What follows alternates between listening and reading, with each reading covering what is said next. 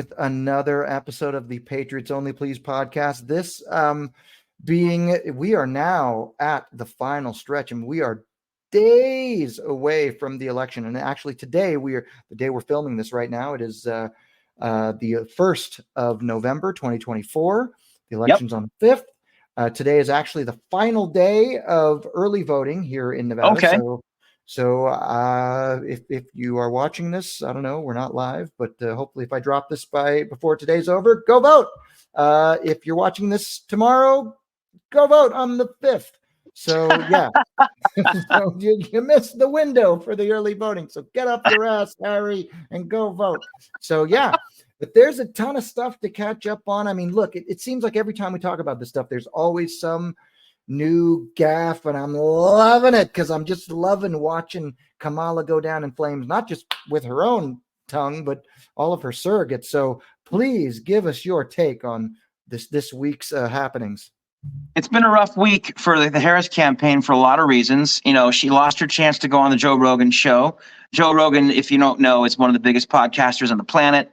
I think he's close to 1 billion downloads a month or something even bigger than that. It's Sure. out. That's crazy. So to lose that exposure for free is just crazy. But it also shows you how unfit she is for talking, for having real conversations. I mean, I heard a great line. I've got to throw this into our podcast. You know that magic 8-ball you get when you're a kid, and you ask it a question, and you shake it, and an answer comes up. Absolutely, used to love them.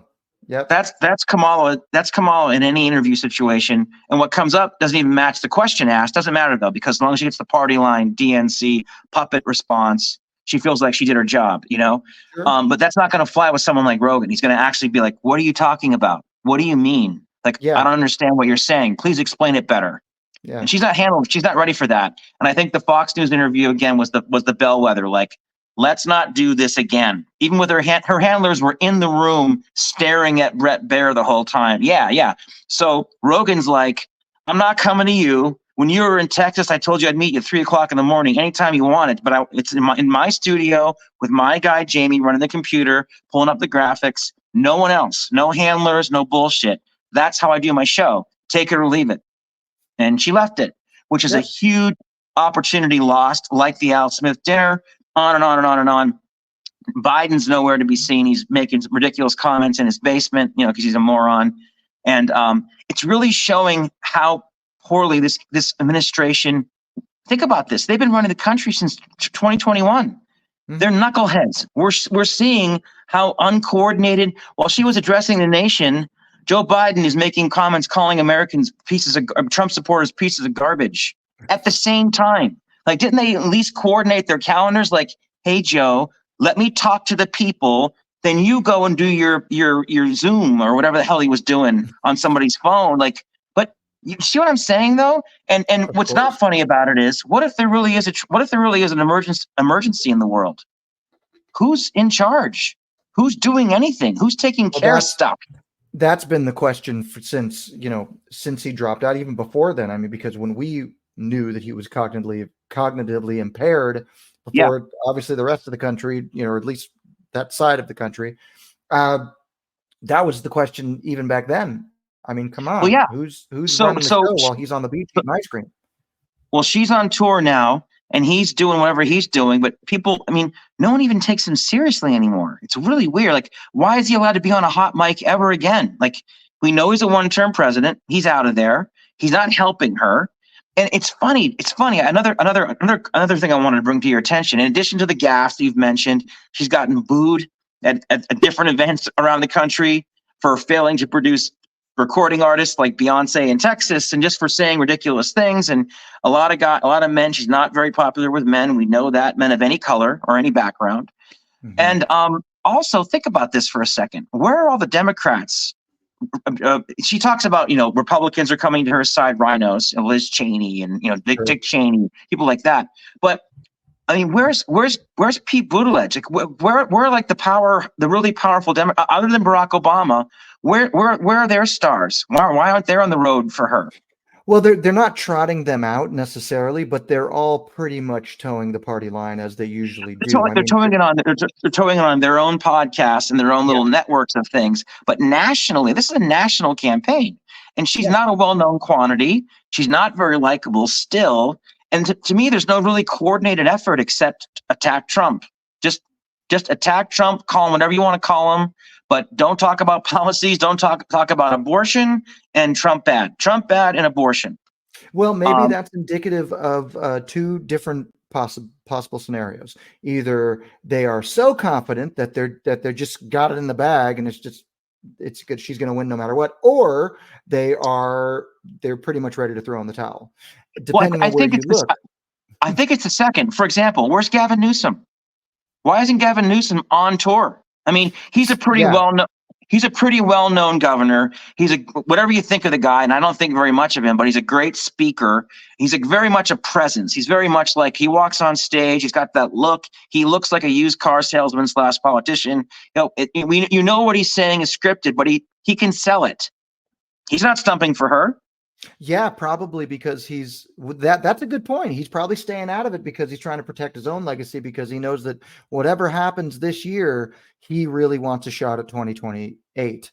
So right, exactly. He's kind so of my point is, I think she's a terrible candidate. She was never supposed to be the president, but they had to know Joe Biden might not finish. I'm surprised they didn't have a plan B. I'm surprised they didn't primary other people to give someone else a shot, because this is the best they can do.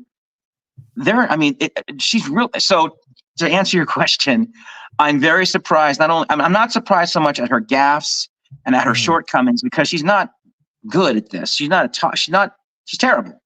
She was. I mean, let's face it. We think that she was chosen probably for appearance reasons, not for substance, not for substance reasons, and they're paying a price for that. And then Joe Biden winning the election, they knew he had dementia in 2019. They knew he wasn't. So think about this. I mean, a major political party that's been in power forever really has nowhere to go now. They're stuck. And Kamala is the best they could do. What was their plan? What was their plan to begin with? I mean, Jesus, were they thinking they were just going to let Joe win a second term and then just push her in, because she would have still been the vice president at that point? I mean, it's kind of a mystery to me. I honestly don't know what the game plan was. I think maybe, I mean, this is a horrible thing to say, maybe they thought Trump might get assassinated and solve all their problems. And I'm not suggesting that with any kind of truth or any kind of accusations. I'm not a lawyer. I don't have any proof to that. It's just a thought that popped into my head. But apart from that happening, she's worse than Hillary Clinton. She's a terrible candidate. She's not likable. She doesn't know anything, and she can't run on her own record, because her own record is a record of double inflation and open borders, endless wars, men competing against women in sports. I can go down. I keep going. And going. $35 trillion or $35 trillion in debt. I mean, her plans. When she talks about policy, which she rarely does, is taxing and spending. It's typical Democrat stuff. Let's tax and spend. Tax and spend. Who are we spending the money on? Illegal aliens and wars. Yep. What about Americans? We're going to tax the shit out of them, and businesses too. Of course. And what's continuing for Kamala's really bad week, not only are, like we said, her own gaffes, but the gaffes of her surrogates, Biden, Mark Cuban of all things. I mean, my God, not to mention just what today, the jobs report that came out, 12,000 new jobs, by the way, mostly part-time jobs with no benefits added to the national. I mean, they were projecting over 100,000. And that's for the month of October. That's crazy. So I don't know who's paying attention to this. I don't know who's not paying attention to this, but I can't imagine, even if you are the most apolitical person in the world, you probably are noticing the fact that I can't get a job, or if you do have a job, maybe it's a part-time job, or if you do have a full-time job, maybe it doesn't, obviously inflation, just the numbers are not. It's not mathing for everybody right now. And so I find it really hard to understand why people are supporting. I don't feel like, look, they're not supporting Kamala. They're anti-Trump. They're not pro-Kamala. They're pretending. So the illusion continues, and they're just these delusional people that are looking for any excuse to support this really terrible candidate for the sole reason that she's not the other guy. Sure. And then she's also not Biden, but they voted for Biden. They gave money to Biden. They knocked Biden out. I mean, talk about a threat to democracy. What are the Democrats doing? Well, they've done it before. And I thought about they did it to Bernie in 2020. Twice. Yeah, twice. They did it to Bernie twice. And Bernie let it happen twice too. So shame on him. Shame on him. But I think, think about this. I mean, the Democrat, we've had the White House 4 out of the last 16 years. That's 12 years Democrats, 4 years Republican. And I thought about this today before we started the podcast. Power corrupts. Absolute power corrupts. Absolutely. The Democrats are super corrupt right now. They're bloated. Government paybacks, kickbacks, wars. I mean, all this stuff is a way to funnel money to friends and families, and you know what I mean. So. Sure. It's time to change this out, guys. It's time to get Trump back in there for one more term, let him hit reset on everything, and then we'll see what happens. But to give the Democrats 4 more years of running this country is asking for more inflation, more open borders, complete open borders. I mean, I don't even know how they can be more open, but it's not going to get better. You know what I mean? It's going to get a hell of a lot worse.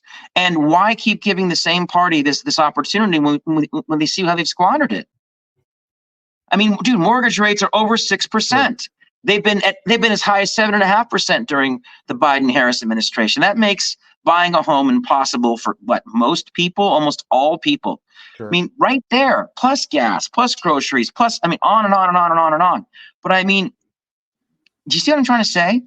Oh, of course, absolutely. They assume they're going to win. They assume they have the African American vote. They assume they have. But we need to wake them up. Like, hey, guys, you work for us. You're public servants. You've become super corrupt. And now you've been reduced to name calling? We're 5 days out from a major election, a major presidential election. And all Kamala's got is Trump's Hitler. And Joe Biden, the sitting president, says anyone that supports him is garbage. Okay, you don't deserve to be in office. You're both unfit to serve.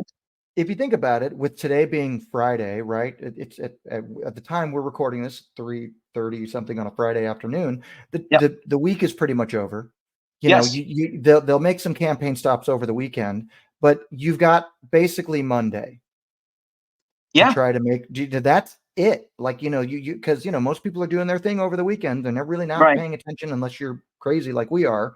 I know JD Vance is supposed to be back in Vegas tomorrow, which, at the time of this recording, we're contemplating. We're considering going for photo op reasons.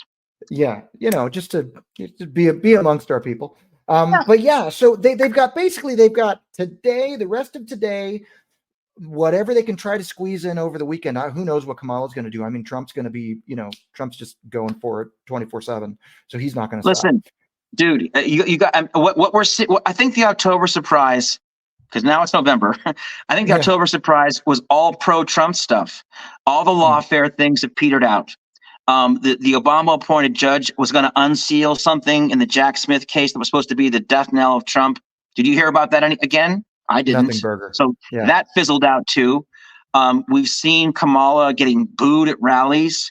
We've seen what's Tim Walz even doing? Is Tim Walz doing things? Is he's doing anything? Making small appearances, but we've seen them both crash and burn completely on all of their media appearances and their surrogates. Again, Joe Biden is sticking his foot in his mouth as he always does. Mark Cuban just yesterday called Trump says Trump has never surrounded himself with intelligent or capable, competent women.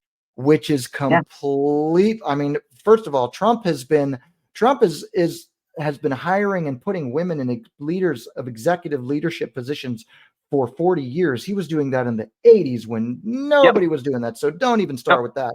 So it's nonsense. You just made me aware of something, and I'll let you tell our audience that I didn't know before we started talking about this, about the Mark Cuban gaffe. Yeah, he said that, he made that statement. He said Trump does not surround himself with strong and competent women. He immediately walked it back 5 hours later and said, oh, there's people like Nikki Haley and there's some people in the mix, but in general, and he just kind of bumbled because he realized he just insulted half the world. Mm-hmm. You know, Mm-hmm. and there are a lot of very, very successful, competent conservative women on this planet and in this country. And he realized he just did what they accused Republicans of doing. Entire gender of people, insulted them all the same way. You know, Well, like and what's calling worse people than that, it's her strongest base. He just pissed exactly. off her strongest base. Which is why, if again, I'm seeing this on the news networks online, but apparently the Harris campaign sent Mr. Cuban a very nice message and said, please cease and desist on publicly supporting our candidate till after the election. Yeah, Like, thanks, knock but it no off. thanks. Yeah, we don't want no more yip yap. Just knock it off, because you're saying you're making things worse for us. You know, which is hilarious because when people like Vivek Ramaswamy, Elon Musk, RFK, like whenever somebody wants to endorse Trump, for the most part, within reason, he's been nothing but great. You bring him on, not only then they'll probably end up with a cabinet post. You know what I mean? And it doesn't really matter if it's coming from the left or the right. I mean, RFK, Tulsi Gabbard. He's building this coalition. And Elon Musk was a Democrat. Elon Musk was a Democrat for most of his adult life. Yeah. So was I. Yeah, and we're gonna wonder, where, if anything, does maybe Joe Rogan fit into any of this? You know what I mean? So it's just he's look. Everybody talks about how Trump is this divider, and but he's the one that's bringing in all these different coalitions of people. And you can't say that about the left right now. I mean, what are they? They're bringing, like you said, they're bringing Dick Cheney and Liz Cheney. They let them have the rhinos. They can take all the rhinos they want.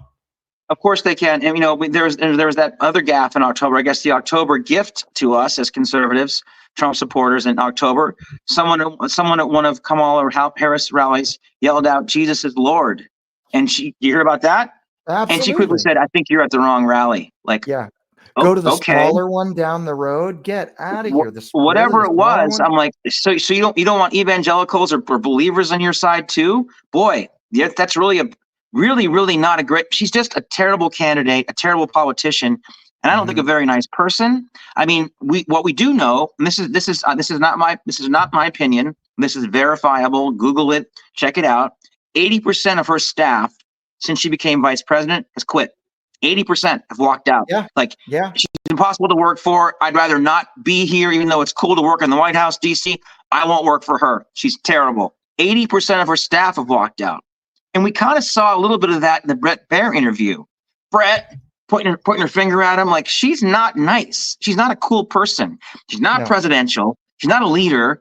She's just a puppet. She's someone that Joe Biden picked as like a buoy to make sure he wouldn't get kicked out because he was old and senile. And then he got too senile for anyone to even like, sorry, man, we can't, the gig is up. People saw that debate with Trump early on and went, Joe, listen, it's way too advanced, whatever the word is to say, but man, we can't, a child can see that you're not running things. His insurance policy backfired on him. Insurance policy. Thank you.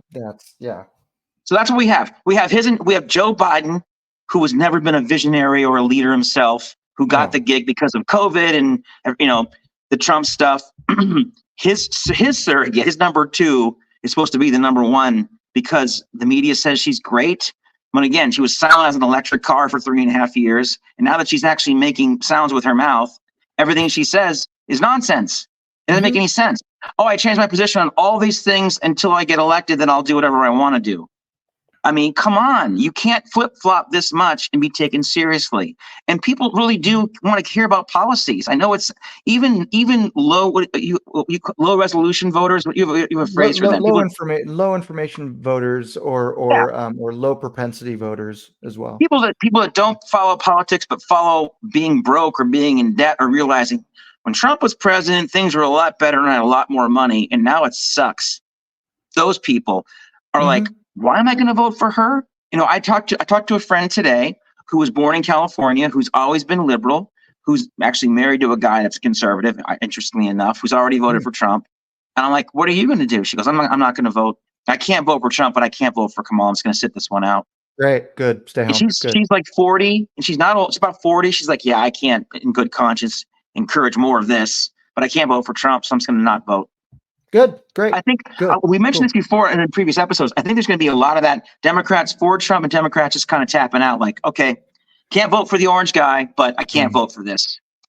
Let's hope. I mean, if the early voter turnout is any indication, I mean, at least in our state, in Nevada, the numbers are, you know, proportionally bigger for the right, for the Republicans. You know, whatever that means. Do you hear what's going on in Georgia? So in 2020, going at this point in the election cycle, 5 days out, 1.1 million Democrats have already mailed in their votes. 1.1 million. This time this year in Georgia, it's 375,000. The 700,000 vote difference that Trump doesn't have to worry about. And again, women vote early, men vote not so early and or on the day of. If on election day, when we're watching this live on all the networks that we watch it on, if we hear of a lot of men showing up, that only helps Trump. And they know that too.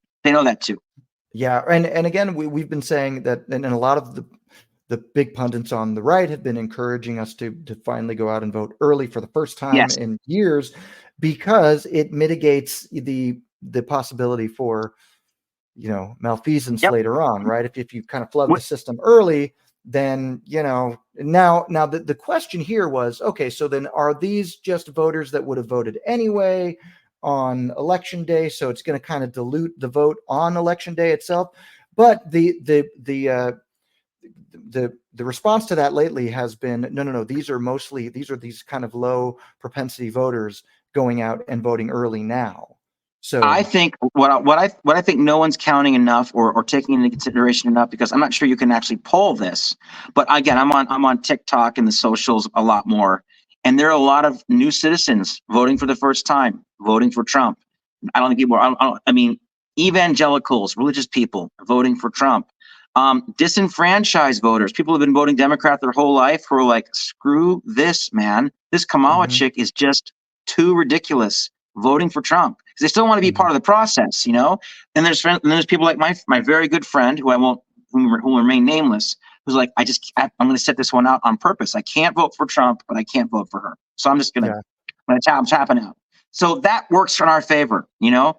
That kind of attitude. I think a lot of people are worn out by the Democrats. They're worn out by the name calling and the nonsense. And by the way, what is going on in Ukraine? Are we winning? Are they winning? What's going on? What's going on in Israel? Why aren't we getting updates? We're paying for everything as taxpayers. What's going on? This administration has failed us in so many. They've failed us in so many ways. Economically, foreign policy. It's like, what's happening in the world with our tax money, guys? Well, Trump's bad. He's racist. That's what's going on. Like, it's not an answer. Yeah, absolutely. Well, look, as long as the money keeps funneling through, it keeps getting laundered to the Biden family, nobody really cares. That's the reality. Is that's what's been going on. And again, it's just so crazy that there are people that continue to support this based all on these complete fabrications about Trump being evil. It's not. I mean, look, even if you can't stand Trump, if you have a problem with corruption in general, one of the reasons why you hate Trump is because you think that he's corrupt. Exactly. But you can't look at the corruption on your. So what? So okay. So corruption on one side is bad, but if the other side is doing it, then it's okay. That's the issue that I think everybody can agree on, is that it's the people versus the machine. And the machine are the Democrats. And you want to know why the Democrats have become the machine? Because they've been the party in power for too long. Trump was an aberration, right? Trump was an aberration. Hillary was supposed to win, and we'd already be in 3 more wars if she'd won. You know what I mean? So she didn't win. He screwed the whole plan up. COVID came somehow. The whole world got thrown into a tizzy. Joe Biden won from hanging out in his basement, not talking very much. And now we're back. Trump didn't go away. Trump was supposed to go away. He didn't go away. And he's supposed to be killed. There's that too. You know, there's that too. So I do, but think about this. Just think about this. Trump's literally fighting the entire system, quote unquote. Legacy media, Hollywood, I mean, union, you know the list. Academia, Sure. they're all anti-Trump. You know what I mean? Sure. Big Um, tech, big agriculture, big big tech, pharma, everything. big everyone. But they know he's got a fighting chance of winning, and he knocked Hillary. Dude, just think about this. In 2016, when he knocked out Hillary Clinton, Obama was still the president. The savior of the Democratic Party was still the president. His entire last year in office, what should have been his legacy year, he was pretty silent. He gave Hillary the mic. He's like, "Here, beat this guy. I'll step back." That didn't work out for him. Kamala's repeating the same thing, even worse, because she doesn't know. At least Hillary was wonky enough to know the answers, just not personable enough to sell it, because she's got no personality at all. She's just wonky. Kamala's not even wonky. She's just not Trump. Empty suit. Yeah, absolutely. An empty suit. And then the more she talks and the longer she talks, even the interviewers are like, let's change the subject. I don't know what you're talking about. I mean, her solo town hall with Anderson Cooper on CNN was a failure, because even he was like, he would ask follow-up questions to clarify what she said, and he'd be like, we'll just move on now. Because what are you talking about? You're not even making sense to me. I'm totally on your side. Everyone in this building's on your side. Just make a coherent statement. Word salad, Trump bad. Like, okay. Yep. So yeah, no doubt. No reason. Obviously, that's why she stay far away from Joe Rogan. And then, of course, hey, let's have JD Vance on Rogan a few days before the. Have you watched it? Yeah, it's great. It's fantastic. I mean, he's a weirdo. He's a weirdo extremist. Okay. Well, when I last looked, I think it was at 40 million views for JD Vance, and Trump was double that.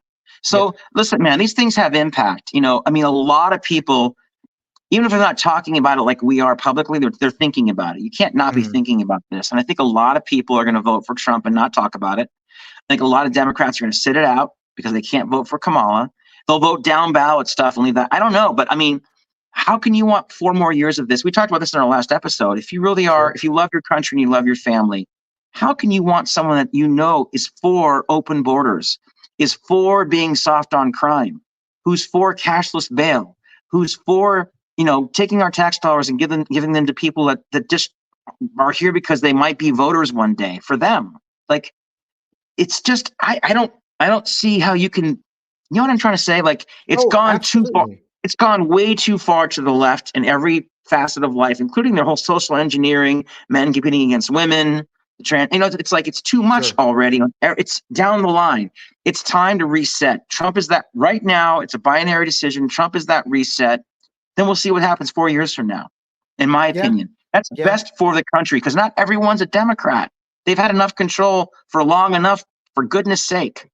And look at where we are. Look at where we are. Exactly. Yeah, look at where Israel is. What's even happening in Israel? I mean, why aren't we getting more updates? Yeah, look at Ukraine. Dude, Ukraine's we're almost 4 years. We're almost 4 years into a war with a place that no one even could find on a map. And what's happening? Is Russia losing? Are they winning? I mean, does anyone even know? Because when Zelensky was just here recently, he did an interview with Trump. If Trump had no chance of winning, why would he do that?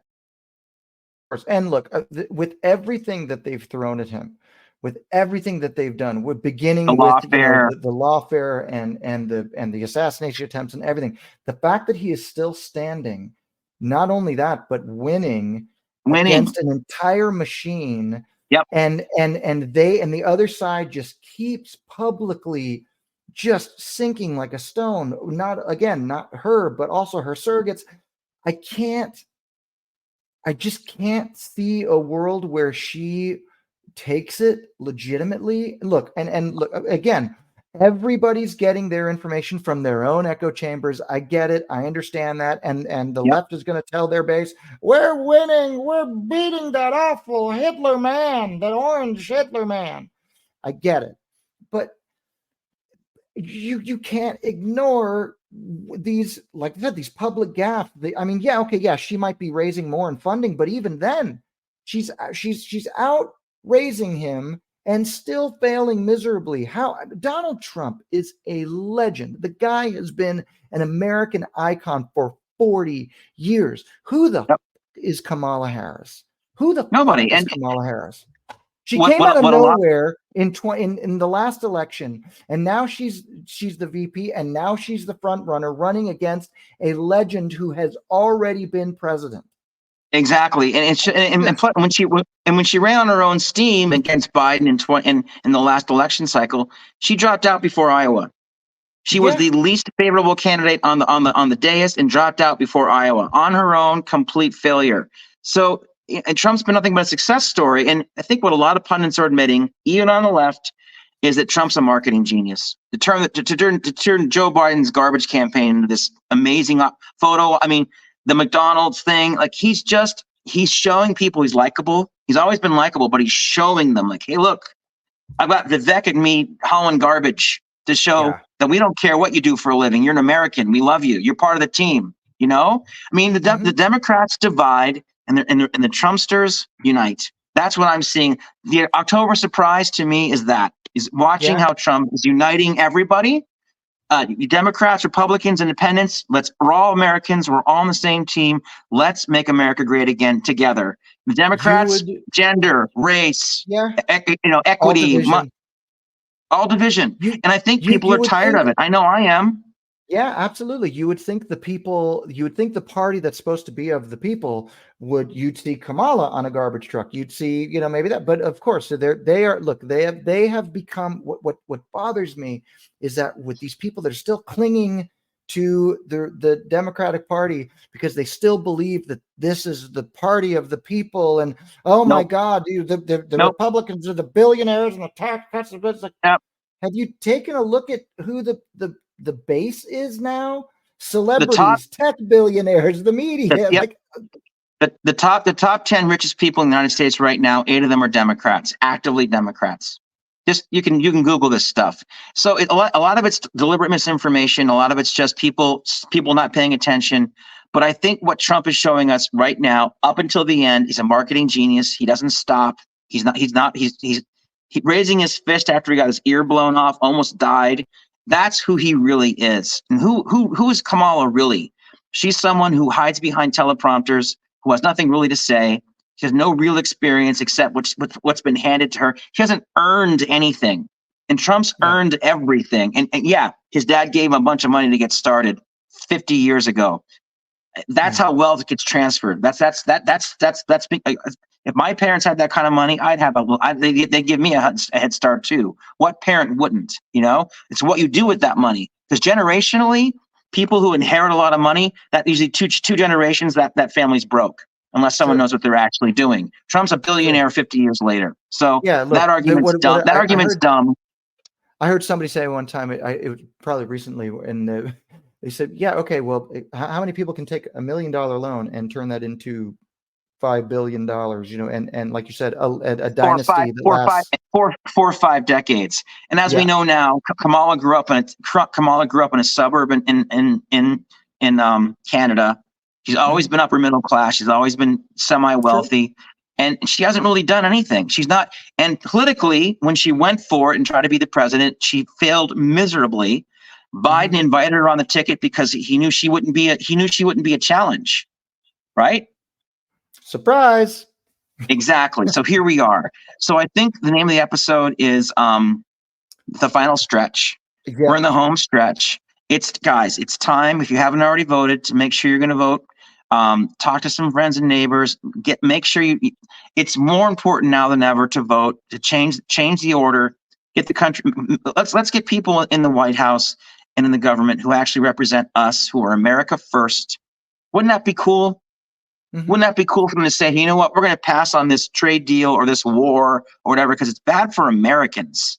It's bad for the people who pay our salaries, who pay all the taxes. Build back better. What got built back? We talked. I know Ukraine, but apart from that, in America, that was Joe Biden's slogan to become president. I'm going to build back better. I'm going to be a uniter, not a divider. He's the opposite of all those things, and Kamala's right there by his side, tethered to that. She's the same person. How can you vote for more of that? How can you possibly want 4 more years of that? Well, we shall find out in a few days. So until then, please go ahead. Maybe as a parting gift, we just say, listen, get ready for more lawfare. lawsuits everywhere, counties, Sure. states. There's going to be all kinds of injunctions and nonsense because the Democrats are going to try to fight tooth and nail to win any way they can. And I think what they realize now is they did bet on the wrong horse. I mean, Kamala really doesn't have it. She doesn't have what it takes. She doesn't have any. She's Hillary Clinton in terms of no charisma. No charisma. She's just not a charismatic person. She's not a real politician, and she's not a leader. Yeah. And Trump's all those things and more. And the guys, I mean, Mark Zuckerberg had to say, when Trump raised his hand, his fist, after he got shot, almost his head blown off, is one of the most badass things I've ever seen in my life. Of course. And that made Zuckerberg say publicly, and I'm not going to support, and that's one more thing I want to mention. He said, I'm not going to support either campaign this cycle. We talked about this off camera, but the LA Times they've rescinded their endorsement of Kamala publicly. An ever-growing list of traditionally, legacy media, left-leaning, but they're like, listen, she's so bad.